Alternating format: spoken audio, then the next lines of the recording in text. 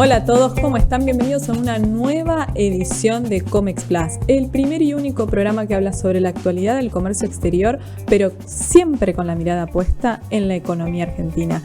Les recuerdo que nos pueden encontrar en todas las redes sociales como @globalplayok y también pueden visitar el sitio web www.globalplay.com. Vamos a hablar esta semana de la infraestructura y en particular de la posibilidad de brindar mejores herramientas para que las empresas argentinas no solo puedan traer insumos a costos más competitivos, sino también posicionarnos a nivel internacional. Vamos a ver en la primer placa una noticia que sucedió hace poquitas semanas atrás, y es que el gobierno nacional, mediante el decreto 699, declaró servicio público a las actividades de dragado, redragado, mantenimiento, señalización, balizamiento y control hidrológico de las vías navegables de jurisdicción nacional. Y además dijo que iba a ser la Subsecretaría de Puertos y Vías Navegables quien va a ser la autoridad encargada de gestionarla. Me llamó mucho la atención hace unas semanas atrás, durante el Council of America, las declaraciones que dio el gobernador de la provincia de Chubut, que contó, como anecdótico, que cuando asumió por primera vez el cargo, se enteró de que la lana que se producía en su provincia era exportada por el puerto de Bahía Blanca.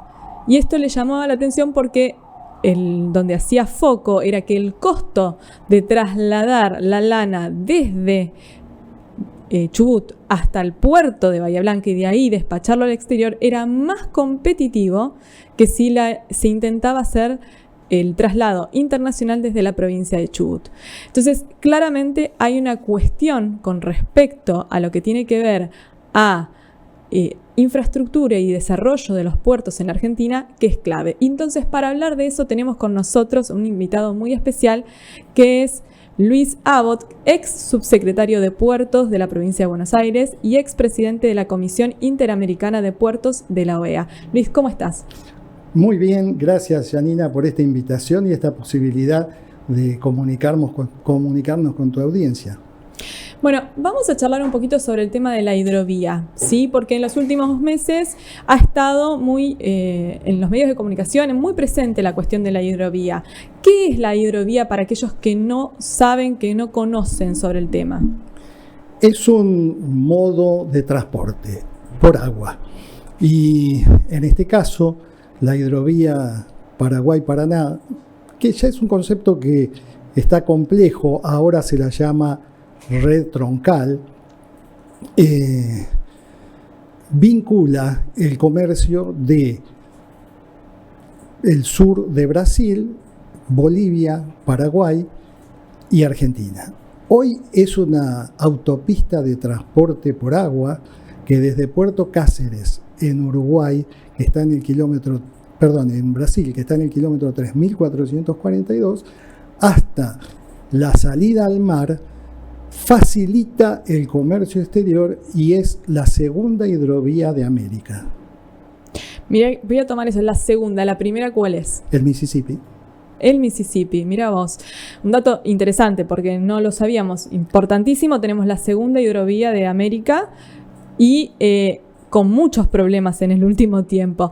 Entonces, tomando esto que vos decís, ¿es tan relevante para el comercio exterior como nosotros creemos? Sin ninguna duda, porque el comercio exterior de Argentina se puso mucho más competitivo, logró competitividad a partir de la baja del costo de los fletes. Y esto tiene mucho que ver con el transporte marítimo, que es el flete más barato. Y en el caso de los commodities, en los buques que salen full, esa reducción del costo permitió, por ejemplo, que el Gran Rosario, que va desde Puerto General San Martín hacia el sur, 50 kilómetros al sur, se transforme en, depende de qué especialista consultes, en el segundo polo de exportación de agronegocios del mundo, el primero de Sudamérica. También tiene en toda América competencia directa con Estados Unidos, Nueva Orleans, y con Santos en Brasil. depende si tomas la totalidad de las cargas o no. Y de ahí viene también más del 70% de las exportaciones de granos de nuestro país, considerada, por ejemplo, soja, maíz, trigo, que es un negocio de más de 30.000 millones de dólares por año. Hace tiempo estuvimos hablando sobre el conflicto de la hidrovía y esta discusión que hubo con el Paraguay. ¿Qué fue lo que desencadenó el conflicto? El conflicto tiene básicamente que ver con el cobro del peaje, que para nuestro país es fundamental porque nosotros también absorbemos el costo del dragado. Entonces, y somos el gran aportante. Esta vía navegable que es de entre el río Paraguay y el Paraná transcurre en su mayor medida por nuestro país. Esto pone a la Argentina en una posición geopolítica estratégica en Sudamérica. Y Paraguay quiere tener más injerencia en lo que tiene que ver con flete y lo que tiene que ver con decisiones, porque la administración de la hidrovía se maneja a través del Comité Intergubernamental de la Hidrovía, que es de 1989, donde los integrantes son Uruguay, Brasil, Paraguay, Bolivia y Argentina. Entonces tenemos un tema ahí de múltiples actores en el tema político, pero un gran aportante que es Argentina, que es el que requiere una mayor participación en las decisiones por el trabajo que hace. Esto genera dificultades con algunos vecinos y también hay algunos problemas que tienen que ver con temas complejos, que también hay que ponerlos en la agenda, no es solo negocios, que es el narcotráfico y algunas consecuencias que tienen que ver también con la evasión en el caso de granos. Bien, y en tu experiencia, porque sabemos que tenés y bastante, ¿qué mejoras o cambios necesita hoy que se implementen en la hidrovía para poder sacarle el mayor provecho? La hidrovía se hizo en los años 90 y un gran aporte fue el contrato de concesión del mantenimiento del dragado y balizamiento a una empresa, y ese contrato fue por 25 años. La certeza en el manejo de las profundidades, la seguridad jurídica que eso significaba, impulsó la creación de esto que yo te mencionaba, que era el complejo agroexportador del Gran Rosario. Significó un cambio de la matriz productiva de la zona y casi se duplicó la producción de granos, de aceites en nuestro país y en la región.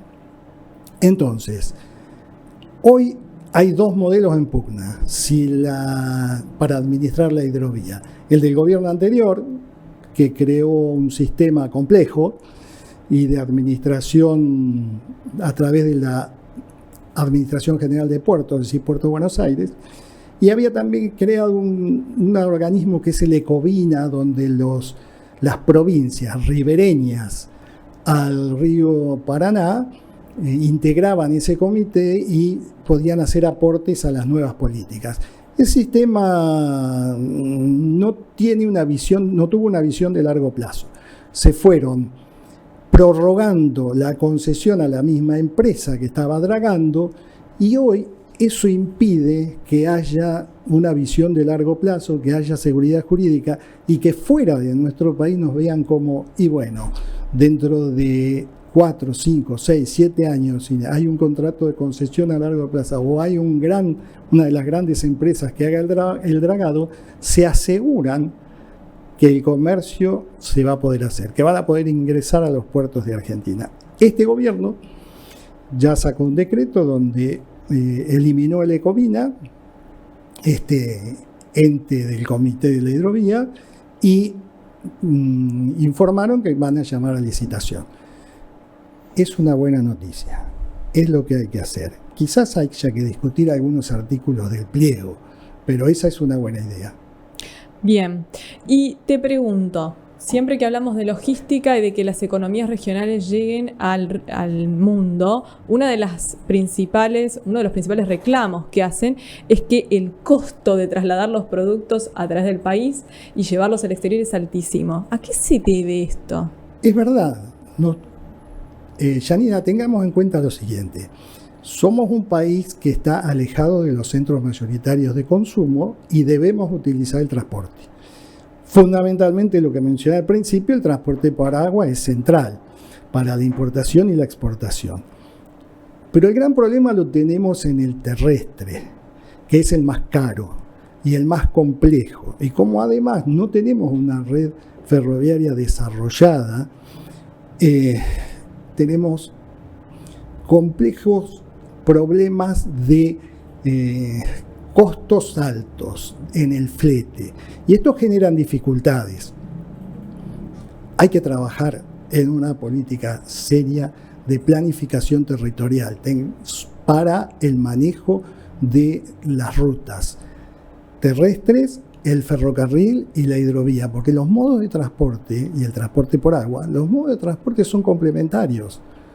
No compiten entre sí, no deben competir entre sí, pero nuestro país hace años que no planifica su desarrollo, y esa planificación trae como consecuencia oportunidades de negocio y también la generación de empleo directo en el sector privado, y eso es muy importante. Ahora, el problema está en el alto costo del flete, y la mayor preocupación es el flete terrestre. Por eso la hidrovía es absolutamente necesaria para seguir trabajando en esta línea con el transporte por agua.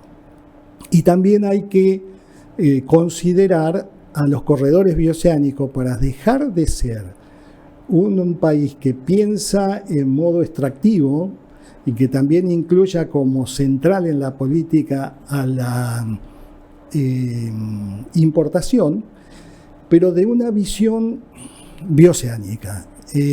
Cuando hace 40 años, cuando se pensó el Mercosur, se pensó como en visión de política extractiva y también de política intrarregional. Hoy esto ya se superó. La iniciativa de integración regional sudamericana que planificó, por ejemplo, los corredores bioceánicos, lo tiene en cuenta. Mirá lo importante que es para nosotros. Si utilizamos alguno, por ejemplo, el corredor bioceánico que une Bahía Blanca con la 8ª región de Chile, si nuestros productos salen por Chile y van a un mercado que tenemos que tener en absoluta consideración, que es India, China, tenemos unos 20 días menos de transporte por agua. Y eso es costo y tiempo. Y las dos cosas son dinero. Y ese dinero nosotros lo estamos perdiendo porque estamos teniendo otras vías de navegación. Y además, estos corredores bioceánicos van a generar empleo directo en Chile y empleo directo en nuestro país. Proyectos de inversiones y de negocios en Chile y en nuestro país. Pero cuesta un poco con la política. Ahí el problema más que nada no es en la cuestión técnica, sino que está centrado en la dificultad para integrarnos a través de estos corredores. Te tomo lo que estabas hablando de utilizar los corredores bioceánicos. Nos hacen falta más puertos. Sin ninguna duda, y ahora, viste, de las últimas noticias tenés el gasífero del que tanto se está hablando. Sin duda hay que hacerlo, es absolutamente necesario avanzar con esa obra. Creo que han tomado una decisión correcta. Hay otra alternativa que por ahí es Bahía San Blas, que no diferencia tanto en la construcción del gasoducto y en las posibilidades de operación náutica. Y quizá con Punta Colorada ahí haya una mejor situación porque es una bahía para la cuestión náutica. Pero creo que la decisión es la correcta. Lo ideal es tener un puerto exclusivo con exclusividad para ese tipo de cargas, y eso sí va a significar dentro de algunos años, cuando estemos exportando gas, un modelo de ingresos muy importante para nuestro país. Y después, en lo que tiene que ver con los puertos oceánicos y con los puertos fluviales, hay que hacer dos obras complementarias que son centrales. El Canal Magdalena correcto. Y en Punta Piedras el puerto de aguas profundas, para poder recibir los Neopanamax y de esa manera ingresar con otras condiciones en el comercio exterior que si no se van a otros puertos. Justo te iba a preguntar, me lo sacaste de la boca, te iba a preguntar por el tema de los puertos de agua profunda, porque uno de los mayores problemas es ese, la escasez, la imposibilidad que tenemos de administrar buques de gran porte que serían ideales para nuestro país. Exactamente. Esa es una obra de la que por ejemplo, hasta YPF en los años 70 pensó en en Punta Piedras para llevar ductos para la exportación. Ya en esa época lo pensaban. Es quizá la mejor localización para el puerto de aguas profundas. Requiere más.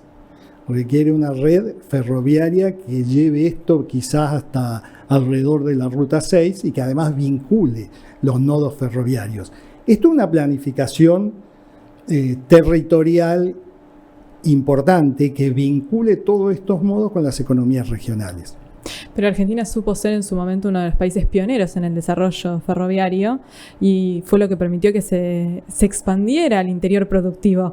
Donde había una estación de tren, teníamos un pueblo y alrededor del pueblo crecía la economía. Sin ninguna duda, porque eso genera dos grandes temas. Inversión directa, o sea, desarrollo, lo que significa desarrollo de nuevos negocios, inversión, y también localización de capital humano. Entonces, y ese capital humano generalmente está vinculado a la generación de empleos directos en el sector privado. Se abrieron distintas zonas francas en distintas provincias. ¿Realmente están teniendo un impacto en el costo logístico las zonas francas como se están usando en la Argentina hoy? Deberían mejorar, y deberían mejorar mucho. Ya en los 90, cuando nacieron, ya nacieron con un modelo antiguo. Hoy son zonas francas podríamos decir, de nivel 1, cuando hay de nivel 4 en el mundo. Hay a nivel internacional diferentes modelos, hay regiones enteras que son zona franca. Yo creo que tenemos apuntado dos grandes temas. Uno es hay que hacer una reforma legislativa sin ninguna duda. Lo segundo es a las zonas francas para la economía del conocimiento. En eso tenemos mucho para aportar y nuestros profesionales y técnicos son muy capacitados, tienen mucho para dar. Y lo otro es vincularlo más también al tema del movimiento de cargas.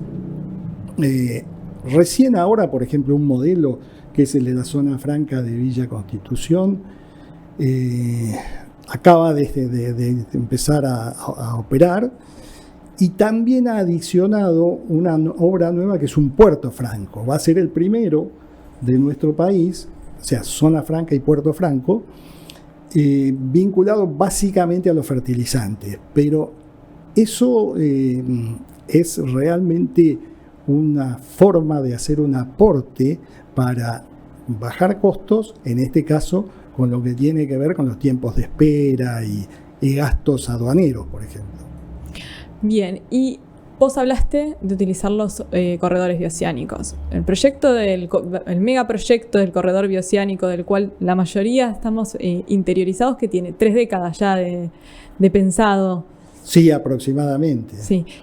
¿Es solamente una decisión política o hay otras cosas que lo están frenando?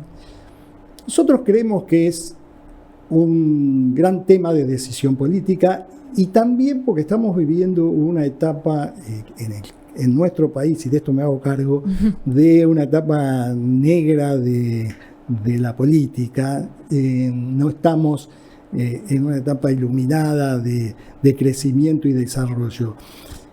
Pero tampoco hay un liderazgo regional. Esta iniciativa para la integración regional sudamericana se pensó en el gobierno de Fernando Henrique Cardoso en Brasil. De ahí surgen los principales corredores bioceánicos en base a qué? Brasil y su necesidad de tener una salida al Pacífico. El gran pensamiento fue ese. Después nosotros nos pusimos a planificar otros, pero este corredor central necesita, por ejemplo, utilizar el paso por San Juan, y hay que hacer Agua Negra, que es el túnel, para vincularse con Chile. La intendente de la ciudad, que ahora no me acuerdo el nombre, dijo que no es una prioridad. Piñera no lo tenía como prioridad. Mauricio Macri tampoco, quizás por el interés de utilizar el paso por Mendoza. Pero es un gran avance para nuestro país vincularnos a través de los corredores bioceánicos. Y además hay otro aporte. Si nosotros pensamos, tenemos más de uno, pero el Bahía Blanca-Coquimbo atraviesa nuestro país de forma transversal. Y hay lugares donde, una vez que tenés el modo de transporte facilitado, la reducción de costos, y si además tenés zonas francas y otros incentivos al comercio y a la generación de empleo y a la inversión, se pueden imaginar zonas de desarrollo. Luis, para cerrar, brevemente, en tu opinión, ¿cómo es el futuro del comercio exterior en la Argentina? Yo creo que va a ser muy bueno. En lo que vamos a seguir con los granos, todo lo que tenga que ver con combustibles, gas, tiene una proyección muy alta que va a superar, por lo menos va a duplicar el ingreso de divisas genuinas a nuestro país. Hoy la principal cuenta son los agronegocios, y en no tantos años van a ser los combustibles. Y después también la economía del conocimiento, que si hacemos algo importante ahí, es otra fuente de ingresos. Yo soy muy optimista, creo que tenemos mucho para hacer, pero tenemos que trabajar mucho. Y en eso ponernos de acuerdo y planificar. Hoy no se está planificando y es muy difícil ponerse de acuerdo. Te agradezco mucho, Luis, por haber venido, por charlar con nosotros y por explicarnos, porque se habla mucho de la hidrovía, se habla mucho del corredor bioceánico, pero hay muchos conceptos sueltos y había que ponerle un hilo conductor. Y te agradezco que haya sido vos el que haya unido todos estos conceptos.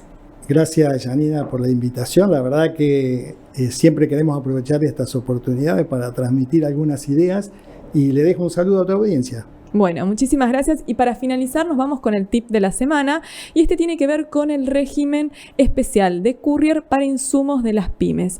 Recordemos lo siguiente, como vemos en pantalla, hay un régimen de envíos para MIPYMES. Esto está vigente desde el año pasado y se puede utilizar para traer insumos, pero atención, hay que cumplir con una serie de requisitos que los vamos a ver en pantalla. Este régimen permite envíos de hasta 50 kilos, ¿sí? Y podemos, a diferencia del régimen simplificado, tener mercaderías que superen los $1.000, llegar hasta $3.000 por vuelo, ¿sí? Pero para poder aplicar este beneficio, previamente, como vamos a ver en la siguiente pantalla, la cámara a la cual somos asociados tenemos que pedirle que nos haga el trámite, y esto es muy importante. Nosotros no nos podemos presentar directamente ante la Dirección General de Aduanas para solicitar este trámite. Se realiza todo un expediente, se evalúa la necesidad de esta operación. Son 5 envíos al año que se pueden hacer amparados a este régimen, y es muy importante que el prestador del servicio postal haga uso de una ventaja, ¿sí? Para que aplique, porque si no, vamos al régimen general por superar el régimen simplificado. ¿Por qué lo aclaramos? Porque en el último tiempo no son pocas las pymes que han querido utilizar este recurso y, sin saber la información, trajeron la mercadería y les quedó retenida en la aduana y tuvieron que hacer un despacho general. Así que atención, si quieren usarlo, si son productores, es una muy buena herramienta, pero tienen que hacer el trámite previamente con la cámara.